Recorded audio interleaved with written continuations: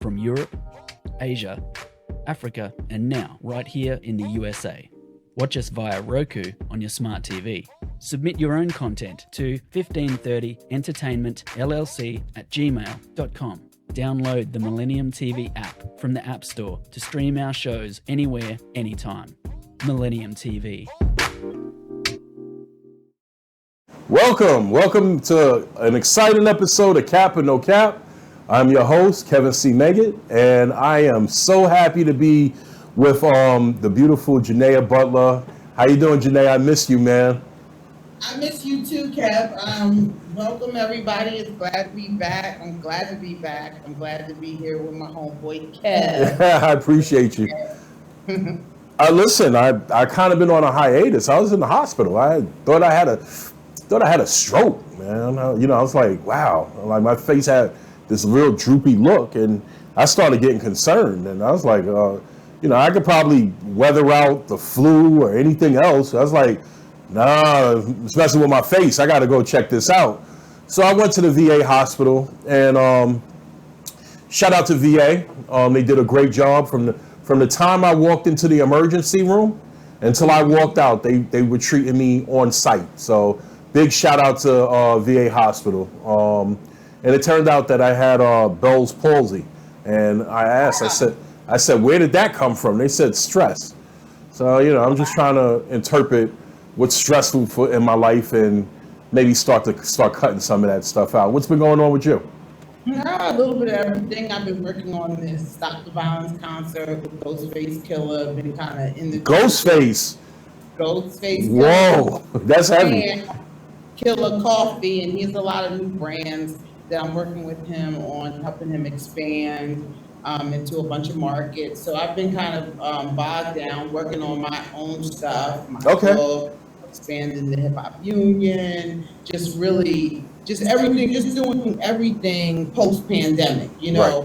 And one thing that you need to look at, Kev, is that you need to look at the fact of, that this is a pandemic and we've all been through serious stress, and I think stress more than we like ourselves to believe, right? We like ourselves to believe that this, we made it through and that's it. But we have all been under a high level of stress, and we have to take a look at that. And I think everybody should just go into healthy living, no matter what you're doing, just go that way, because we've seen what unhealthy things can do and how quick life can be taken from you when you have neglected something for the last 20 years. You know what I'm saying? And then now all of a sudden something comes out and your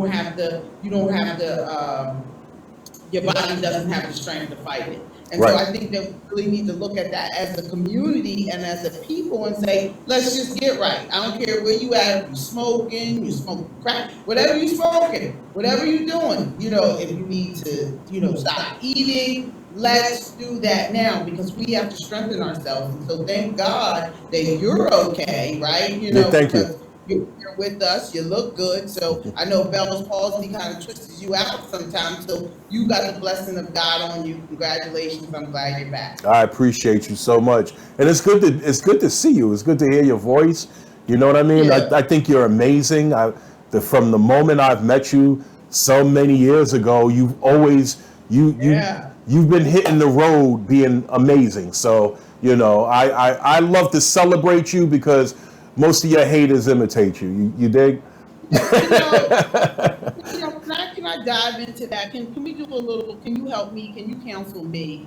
Because I hear you. And I feel that what you're talking about is absolutely right. I mean, Mimi was 4 years old? She was very young.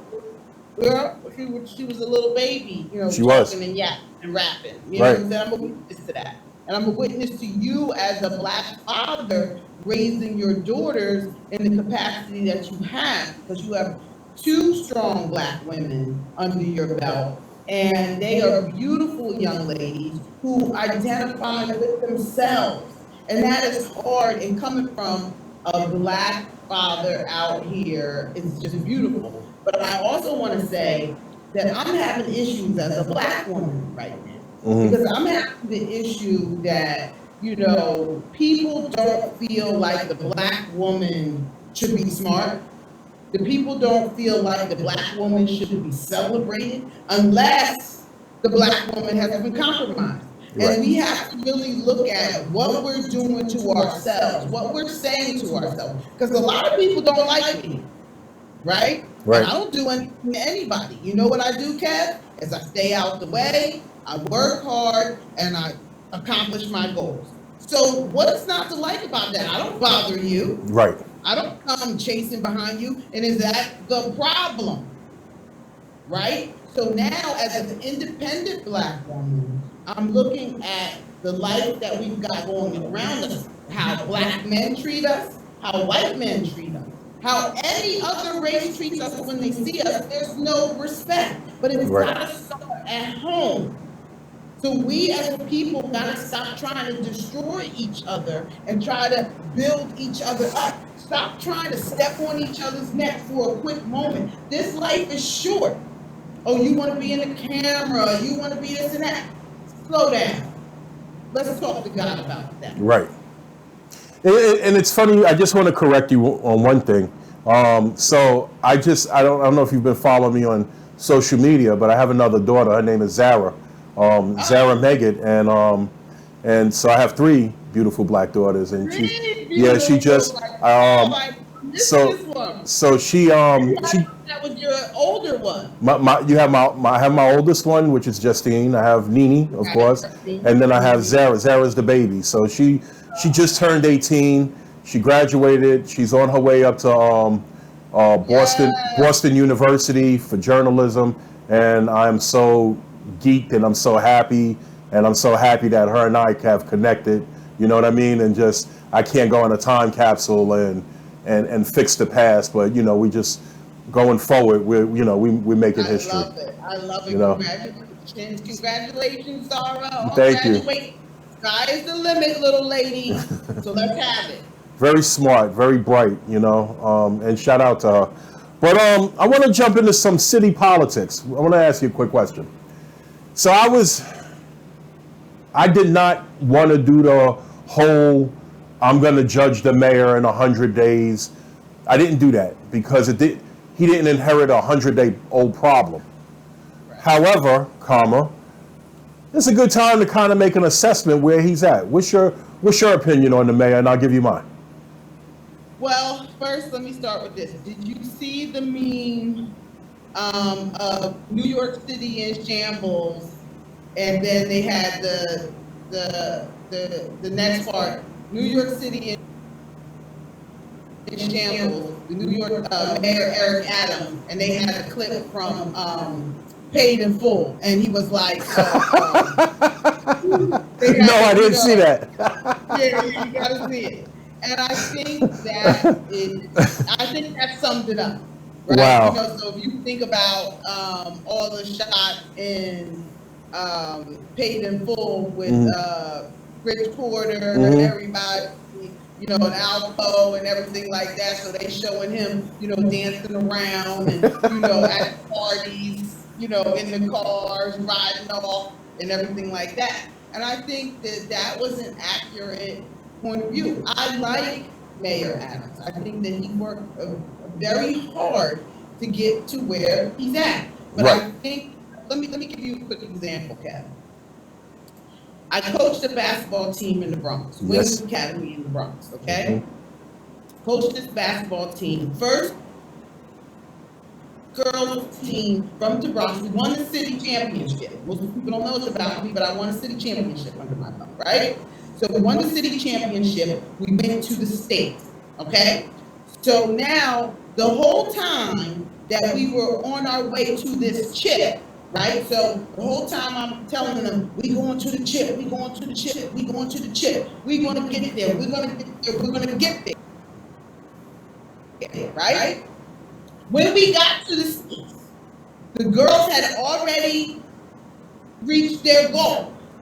So the work, we didn't win because the work, what we had already accomplished what we wanted to do. Right. So I'm liking that. I'm saying that about Mayor Adams, that the goal has probably always been to become mayor.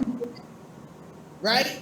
So when he became mayor, he accomplished his goal, not realizing that the job of mayor is a whole other job. Comes with responsibility.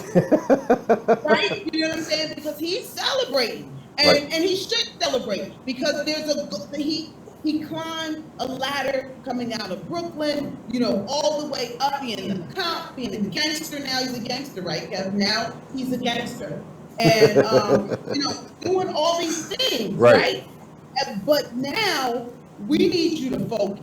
Okay, there's not a party in this city that you need to be at when all of this trash is on the streets in New York, Kev. It's not a party. He said he doesn't. He said he doesn't smell it. He said he smells a lot of marijuana. He doesn't smell the trash. And you need to think about that too. Just because New York is now legal for marijuana doesn't mean when you go to LA, buddy, you don't smell marijuana on the streets. You don't even see people smoking marijuana on the streets. And it's been legal out there for how many years? Right. At least 10. So now 2 minutes in New York, everywhere you go, you smell the weed, you know, and there's nothing that you're doing about it. That's interesting. You touched on. That's interesting. You touched on the marijuana being legal. Is it legalized or is it decriminalized? I don't know. Did they legalize it yet? Legalized and decriminalized. Okay. So that is something. How do you feel about that? How do you feel about the state or the city having legalized marijuana? You think it's a good thing?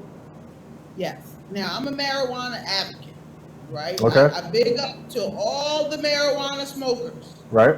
Who believed in Washington Square Park, who believed that one day we would see this day, okay? Right. That you can smoke freely without going to jail. Right. Right? You do what you want to do to yourself, okay? Now, here's the problem. So I have a dream for marijuana smokers. Now, you hear it? Right? I mean, and I big up, salute to every marijuana smoker that pushed the laws until we got to this point. But I still believe that we need order, right? I still believe that young kids shouldn't have to be experiencing, you know, people smoking weed, because that's a choice. And we are role models for our babies. We are modeling, when our babies are seeing us, we are modeling for them. So that doesn't mean be in your house smoking in front of all your kids that are going to start smoking when they're 5, and then by the time that they're 25, they're burned out, and they, you know, we don't need that. What we need is orderly smoking. And right now, the corner stores are selling weed. The young boys are selling weed on the street, cops riding right by through the transactions. You know, is this, I mean, I guess it's legal, right? I guess it's legal, but New York is getting out of control. I don't know if this is part of the plan right now, but see, let me tell you something else about Mayor Adams. Mayor Adams, I hope you're listening. This is going to backfire on you, okay? Because what Mayor Adams is going to have to do is, in order to get reelected, he's going to have to push down on the crime. He's going to have to push back, and it's going to affect the Black and brown communities. So while you're running you hot because you're the mayor, when you got to come do this job, that's going to be different. So you better prepare for that. You better, this good day that you're having, you better prepare for the other day that's going to come. Right. I totally agree. He actually said he wanted to create he wanted to have like he wanted to grow marijuana on the roof of the projects of city housing, you know, like, but I think sometimes he say things for shock value. He does. He's a good orator. You know what I mean? We gotta understand that. We've got to understand. And this, let me tell you something else I'm scared about this city. I don't know. I'm 1 foot in this city and I'm 1 foot out. because there's a lot of lawless going on. There's people, everybody is jockeying for position, so they're trying to knock people around. I don't have time. Let me tell my community this again. I don't have time to try to help my community and fight you too. Right. I mean, what? Are you for the community? Because if I'm doing something to help the community and you're getting in my way, what does that say about you? Right. Right. Huh? Absolutely. That says that you don't want to help the community because I'm not bothering you. And it's crazy because a lot of my opposition has always come by people that look just like me. All of my opposition comes from that way. And so what is that about? Okay, so let me go and let me say this. Right now in New York City, and this is, I don't know, bad meaning bad, but bad meaning good, I don't know. Right now in New York City, we have a lot of young politicians, first timers, in the position, and they're, having a good time and, feeling the, being special. Oh, I'm the borough president. Oh, I'm the this, I'm the that. But we have a lot of young politicians that, do they know where we need to go when we're at this state? Kev, we're in a state of crime. Okay, the best of the best of these criminals. Now look at this. Do the knowledge, Kev. Is this a setup to where the best of the best criminals are coming out of jail, Kev? You understand what I'm saying? I'm listening. And now they're coming out of jail, and we have an amateur group of politicians running this city. Is that a setup? I'm going to answer that right after we take this real quick commercial break. We'll be right back. Cap or no cap? I'm not capping.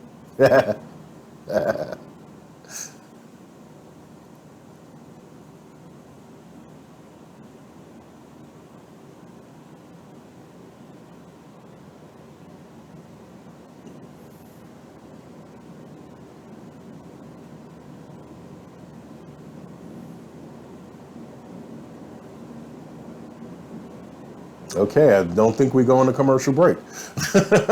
Maybe we are capping. He was capping. So, so answer my question. Is the setup cap? It is. I think the whole lockdown was a setup. I think it promoted anarchy.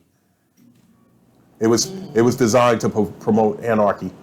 And so, like, what you're looking at now, smash and grabs in jewelry stores and stuff, I think there's a bigger plan. And so prior to that, we were talking about how prior to pre-pandemic, we were crying about our rights being violated, right? I think we're going to let a certain amount of anarchy ride. We're going to let a certain amount of criminals out so people could feel unsafe. So we can go back to saying we need to go back to violating these rights, and then they're going to violate our rights on a level we've never really ever comprehended. That's my honest opinion. That's a good one, and I like that because like the point that I made of the people coming out of jail. They just let a bunch of people out of jail, that have been in jail and they're continuing to come out. And now they need to replenish that. Right. But the crazy thing is, I want to also talk about the young first time and young new elected officials. We're not. The thing is, we're not proactive. We're voting based off of popularity. Now, popular culture has gone into politics. You know what I mean? So I'm a huge fan of separating certain things. I'm a huge fan of separating religion from state. Not to say that I don't love God, but there is a reason that was put there to begin with, and it's such a murky. It's real murky as it pertains to religion and politics. So I believe there should be a complete separation from the two. We need to become more educated. Our brother Andy King ain't here today, but one of his best slogans is people pay attention to people who participate. And I totally agree. But in order to participate... If you don't vote, you don't count. Right. Let's be clear. But I walk a real fine line on that too, Janaea, because if you don't have an agenda for me, if you're not talking, voting has always been a matter of quid pro quo, something for something. And if you don't have nothing that's appealing to me, I could easily invoke my right to abstain to vote too. You know, let's not act like congressmen and city council and assemblymen don't abstain when an issue ain't talking to them either. I have that same, but I think not. It's really weird because, you know, I'm a huge fan of Dr. Claude Anderson. But I think if every foundational Black American in America right now had said, you know what, I'm not even voting on this. I'm gonna sit this one out. They don't have an agenda for me. We're not talking about nothing for me. We want tangibles. We're gonna sit this one out. That's what, 50-something million votes that are not gonna be counted? I guarantee you 4 years from that day, they'll have an agenda for you. So not voting could be just as powerful as voting. The thing is, we don't love each other enough to operate and aggregate ourselves in a block. Well, here's the thing, we do, and that's a democratic block, though. See, I think that we got away from being that block because when Reagan was in office, Black voted both Democratic and Republican. 50 years we've been Democrats now. And so that hasn't worked for us too well. But listen, because we got people in jobs, that's what worked. So the 200 or 100 Black people that's in Congress, that's what we get for our vote right now. We don't understand the electoral process enough, what you're saying. Right. Now, yeah, and one of the reasons why I stand strong as a Republican is because we can't all be Democrats. And we can't all think the same way and then be in a country that has all of these different viewpoints, but we only have one. You know, it doesn't make any sense. You know, like here's the great, so Kevin, I got invited to be with Mike Pence Labor Day weekend. Oh, wow. Right? So now, if I'm a Black Democrat, am I going, Kev? I don't see why you wouldn't go. No, I said if I'm a Black Democrat. I guess I think because I'm independent, I'm able to say that too, because it's never made sense to me. Conversation's free. You know what I mean? We act like Republicans are the boogeyman, but we act like Democrats don't howl at the moon. You know what I mean? It's a two-headed coin. But you'll never know what the other person's offering unless you sit at the table and say, I hate when I hear our people say I vote Democrat straight down the line. Well, you're a fool. What else are they going to vote? Fools do that. There's no agenda. The only thing that we have is popularity. So if I want to participate in the voting process, like the Democrats are manipulating me to do, then the only choice I have is voting down the Democrat and the names that are already in already know. So we're not testing anybody. The only thing you're doing is padding the vote. And then it's not working for us. We're not getting anything out of it. We can change our entire lifestyle with the vote. But if we stay in one place, and like I said, I never tell anybody to come be a Republican with me, even though the Black community's characteristics and personality is Republican. And even though I still don't tell people, but I'm going to be in those rooms making sure that Republicans win or not, that they have the right agenda for our communities. If we don't have a conversation with them, what are we talking about? What are we asking them to do when they come to the stage and they have no idea who we are? They don't care about us. Nobody's saying that they have to care. Why do they have to care about us? Do you care about them? Right. No. So what I'm saying is they're in power. They're in power because you're leaving them in power by refusing to get involved in this voting process. There are more jobs for us. There's 423 positions in Congress. 400, that's 400 jobs. But it's funny because even in Congress, not Congress, but even in DC, right? And like I get a lot of pushback on this, you know, like I always say that I love the diaspora, but sometimes I wonder, does the diaspora love us? I you know, I really beat that narrative. Tell me more about that. Because when you go to DC, in Washington, DC, and just about anything really, right? You'll see black people in key positions, right? But they're always in lower level key positions. They're never at the top where we're sharing decision makings. When the higher you go, that's when you see racism. And so even in DC, a lot of the foundational black Americans and the Caribbeans and the Africans, they get together and they try to crop foundational black Americans out of a picture that they rightfully belong in. This narrative, this so-called black narrative, was written off of my and your ancestors' back.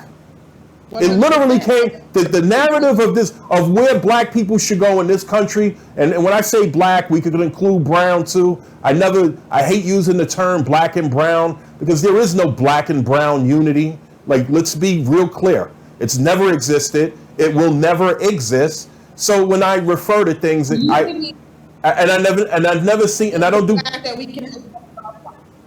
What did you say? I said the unity is that we can help them with our plight. Right. They recruit our numbers. Oh yeah, this is what African Americans want, and I want to change that narrative too, because if you claim in the diaspora, right, and you come from the West Indies, or if you come from Africa, like if you come from Senegal and you come to America and you have a child, technically that child is African American. And that child will get all of the resources of an African American. So my pushback and my argument becomes, anyone could be Europeans could be African American. Not everyone could be foundational black Americans. We're the people that built this country from scratch, and we have corrected less for it. Yeah, yeah. And that's always been my pushback. And maybe that's where my stress level comes from, because I beat this drum and people act like, oh, you know, and no one wants to be black until it's time to be black. In other words, no one wants to identify with us until Congress to say, yeah, we're going to really start looking at this reparations to give to foundational black Americans. Then every other group and culture will come out and say, well, I'm black too. We all black. No, we ain't. We all don't think culturally we're not the same. And so I'm a descendant of slaves. Right. Okay? So and even with the reparation argument, even with that whole reparation argument, it should be, and I spoke to Andy King about this, it should absolutely be a lineage-based type of thing. It should never be race-based. It should be lineage-based. Because not every group, it has to be. But you got to watch other groups of people. And that's why I don't do the whole big, we all one big black. I don't do that. Because my people been here forever. My people been in this country when it was Turtle Island. Now I'm light, so I've been compromised. You understand what I'm saying? But it doesn't make me any less black. You always know that the highly light skin be fighting hard for the black people, for the rest of the black people. But listen, I agree, because here's the problem with that. People, these black folks that are in these positions, they're compromised too. They're not foundational black men. Absolutely not, right. But they're not going to sit there and tell nobody that. But they're not going to also vote for us to get our just due, because they feel like they're us, even though that we can see a clear distinction. They still feel like the fight is theirs, and that they just maybe deserve it more than us, especially these West Indians who are coming in the country and saying, hey, we want a piece of this too. And while I'm while I'm not opposed to anybody being in this country, I do believe we as foundational Black Americans need the reparations because we suffered the most and people have benefited off of our plight and off of everything that we've gone through. So America owes us that big time. And I said, I want to just clarify that. I said that there's power in me being a descendant of slaves, and I'm honored for that because I could imagine what my forefathers and my great-great-grandmothers, would think of seeing me now. What they prayed for me, what position that they said that we're going to go through this to one day we won't have to. And I can say thank you to my beautiful family because you have made a difference. Right. Absolutely. I think also, we have to, you can't look at reparations and not look at being put in a protective class. It's almost synonymous. You can't have one without the other because, and I like to use the I like to use the Indians, or the pretendians model because the Native Americans that are claiming that they're Native American aren't really Native American. They're actually imitating the real Native Americans. So that's another topic for another show.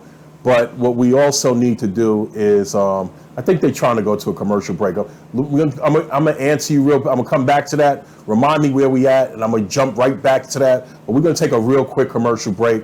Cap or no cap? Millennium TV, bridging communities worldwide. We broadcast diverse international content from Europe, Asia, Africa, and now right here in the USA. Watch us via Roku on your smart TV. Submit your own content to 1530entertainmentllc@gmail.com. Download the Millennium TV app from the App Store to stream our shows anywhere, anytime. Millennium TV. Millennium TV, bridging communities worldwide. We broadcast diverse international content from Europe, Asia, Africa, and now right here in the USA. Watch us via Roku on your smart TV. Submit your own content to 1530entertainmentllc@gmail.com. Download the Millennium TV app from the App Store to stream our shows anywhere, anytime. Millennium TV. We're back, cap or no cap. So like I was talking, and I was actually talking about how foundational Black Americans also need to be put into a protective class because the reality, the grim reality is the so-called Native Americans today, under the Obama administration, Obama gave them billions of dollars in cash, right? And this is the model that I like to follow for us. Not only that, he gave them free TV licenses. Not only that, he gave them free radio licenses. Not only that, he gave them resources to print. So these are things that we need because our image has been so damaged by today's popular culture. We don't even own our own problems. That's sad. When every other group needs to figure out what's going on for their group, they never look to any outside entity to correct their problems. We are the only group that does that. And that's primarily because of the effects of Willie Lynch, Jim Crow, and chattel slavery. We still have the genetic markings of it. I don't like to hide in front of it or behind it. I don't like to even make it an excuse. But I will tell you, it is what it is. And no one has ever went in and said, what did these people actually go up? What did we really actually endure? We ourselves don't even know what we actually endured through breeding. You had breeding farms like we were cattle. So I hate the word. Can't curse on Millennium TV, but I hate the MF word, and the reason that I hate that because it came directly from a breeding farm. And so we got to really like understand what happened to us and how we're still carrying those certain behaviors today. Well, Kev, I gotta, I'm a no capping person, right? Now I got you. This is why I got you on here. And I've been studying. I'm a urban analyst. I've been studying community now since I would say that I started this strong in 2000. Right. I've been really studying the community from ins and outs, ins and outs of the community. I've worked on Rikers Island, homeless services, youth services. I've been everywhere that we have been as a community. Right. And I've watched, how we destroy ourselves from the top, down, how the top is not supporting the recovery in our community. The top, the people who have the microphones are not doing what they're supposed to do. They're doing a lot of finger pointing to the other side and not enough, focus on ourselves. I realize that the other side, we're in competition, It's survival of the fittest out here. But I'm wondering if other people, other races have looked at us and said, they're better off dead because they have done so much damage to our community. And I look at ourselves sometimes and I say, can this be fixed on the level and the deep, the deep trauma that we experience in our communities? Can this be fixed? I believe that it can, right? But I also believe that it's going to take a surmountable amount of resources and things to get us out of this. And the first thing, the biggest thing is starting with yourself, right? Is being the best person you could be. No bigotry, no fighting, just starting there and looking at your brother, and without the hate in your when you look at somebody, Kev, and you see hate, I want our community to ask themselves why. Is it because that you hate yourself? Or you just hate this person that looks like you and the rest of the world hates them too? So where are we going? So we're destroying ourselves. And so the question is, it looks like they've set up a destruction plan for us. They extinct the Indians, they've extinct a lot of people. Here's the thing.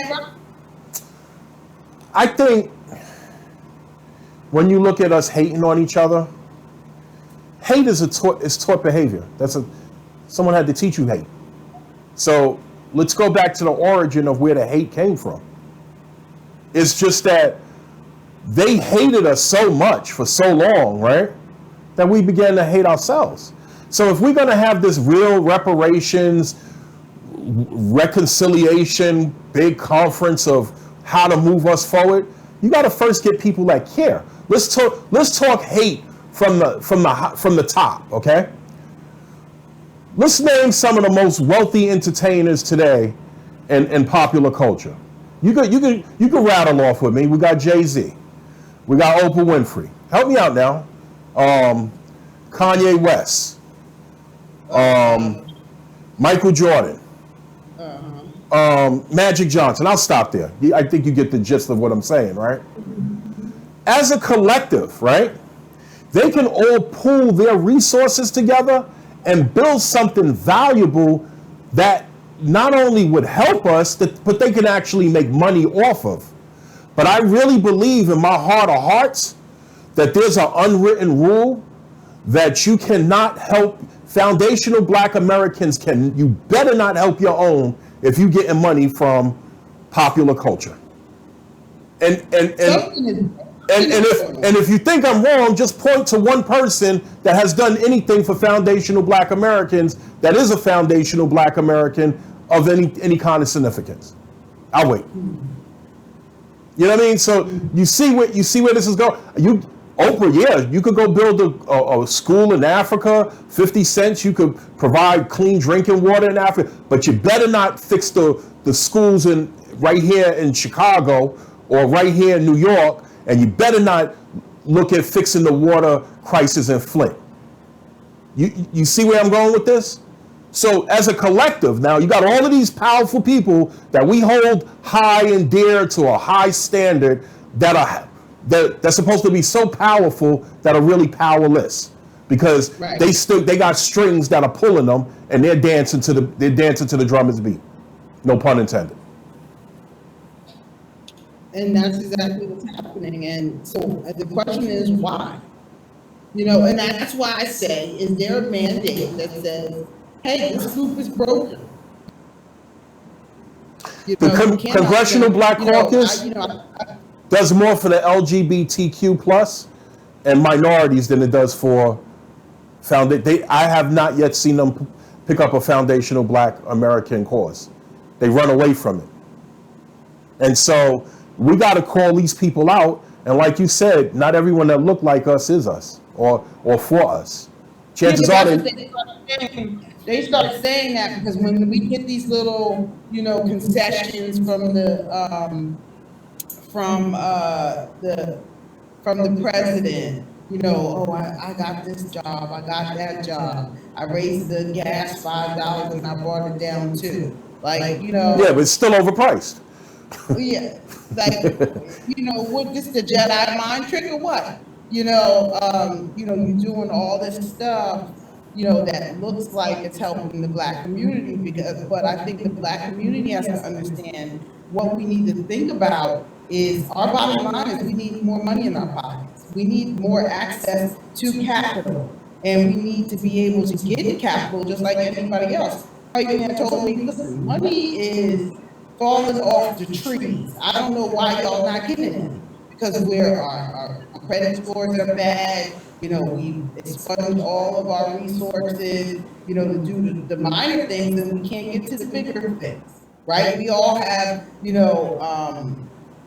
vision and opportunity, but we need money to do it. So we've got to stop taking these concessions of, I'm giving you a job, I'm giving this one person a job. No, we all need money, and that's what we need to band together about. Public, independent, we need money. That'll be me. I'm independent. I don't vote for Republican or Democrat. I vote for issues. And if you don't have no issues, and if you ain't talking about something that appeals to me, I won't vote. That's the way we should be, essentially. And I don't know. I get that our people are just understanding the process, but then I get upset at the Democrats again because I don't want, let me be clear to people that, are thinking that I'm trying to round everybody up for the Republican Party. I am not. What I'm trying to do is make sure that our community understands the political process, right? And so to understand the political process, you can't just understand it from a Democratic point of view. You have to stop manipulating and stop eating your citizens to believe all these things that you want them to believe because you don't want the vote to move. So these people that we think are riding for us, on the TV and they saying this, oh, well, look what Trump is doing, and he had these top secret documents and getting up to woo. I told the Republicans, I said, here's your talking point for Trump. What Trump is going through is what they do to the Black community 10 times more on a regular basis. So when they want us to be guilty, we're going to be guilty. Okay? So the way that they're in jail, they're like, all the Republicans are like, oh my God, they're going overboard. Well, that's what happens to us. And you need to be understanding that this is a tale of two worlds. You've never seen anything like this, but the rest of us have. And that's why so many people are happy that Trump is going through. Because the rest of America sometimes feels it, and especially in the Black community. So I want the Republican Party to open up and see, you need to fight for more than yourself. Because you see what's happening to Trump, you don't like that. Well, the rest of America, the Black America, is going through that on a regular basis, and that's what we're screaming about. That's what we're disgruntled about, and that's what we need your assistance with. Right. It's funny you brought that up. Did you see where? Going to kind of talk to you about that, where Cuomo ran to Trump's aid about the illegal search, and he said, because he didn't. Huh? He didn't? No, he didn't. Well, he said he wanted to see the paperwork for that. He said that yeah, I mean, I just read the headline of the news. I didn't read the article. So maybe you can enlighten me. The headline said, basically, the headline kind of, and I'm paraphrasing, the odd couple.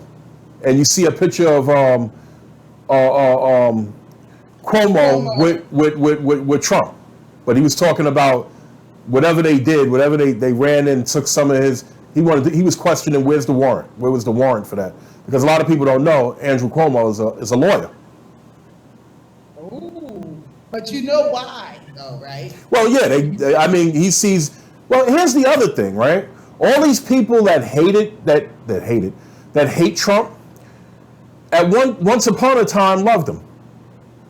You know what I mean? So you got pictures of everyone that hate Trump got a picture all brewed up with him at one point or another. So at what point did you hate him? If he was this, and I'm not making an excuse for, I'm not pro Trump. I'm not con Trump. If I seen him and he extended his hand and I would shake his hand. Hey, how you doing? I'd have a conversation. Conversation's free. You know what I mean? This is why we don't go nowhere. This is why we're stagnant. Oh, I'm not going to talk to him. How are you going to get to any kind of resolution? That's just like the community saying, "Oh, I would never talk to the police." Well, how are you going to get change?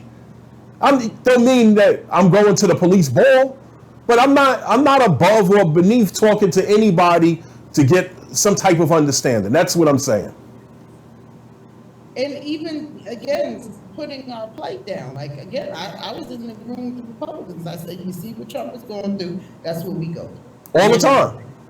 So that came with the territory. You know what I mean? Like, but they understand us better when somebody is in there trying to communicate with them and let us know what we're screaming about. They don't know. They're in a world. Their money is good. They're having. This country does not hate black.